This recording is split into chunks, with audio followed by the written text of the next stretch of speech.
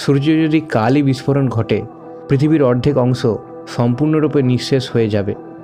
একদিকের অংশ সম্পূর্ণভাবে তাপের কারণে প্রায় গলে যাবে, কিন্তু অন্যদিকের অংশটি নামমাত্র অক্ষত থাকবে। এরপরে পৃথিবীর তাপমাত্রা প্রায় কয়েকশো গুণ বেড়ে যাবে। পৃথিবীতে সূর্য ছাড়া হঠাৎ করেই অন্ধকার নেমে আসবে। সূর্যের মাধ্যাকর্ষণ শক্তি ছাড়া আমরা মহাকাশে প্রায় এক প্রকার ভাসতে থাকব। কতক্ষণ এইভাবে ভেসে থাকতে হবে? যতক্ষণ না আমরা নতুন কোনো নক্ষত্রের সন্ধান পাচ্ছি।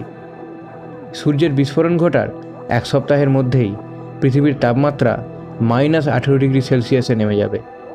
এক বছরের মধ্যে সেই তাপমাত্রা গিয়ে দাঁড়াবে -73 ডিগ্রি সেলসিয়াসে।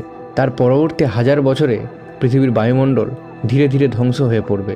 মহাকাশ থেকে আসা বিভিন্ন কসমিক রেডিয়েশন এবং মিটিওরদের প্রভাবে পৃথিবী তখন আর অক্ষত থাকবে না।